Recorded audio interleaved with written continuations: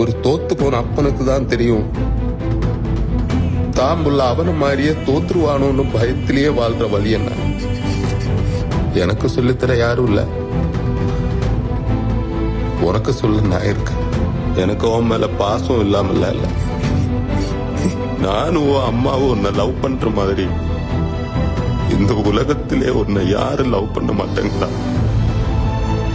நான் உன்னை திட்டிட்டே இருந்தேன்.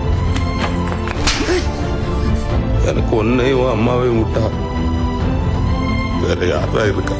அவ என்ன நம்பி வந்தா, நான் தோத்துட்டேன். இப்ப அவ ஒன்ன நம்புற.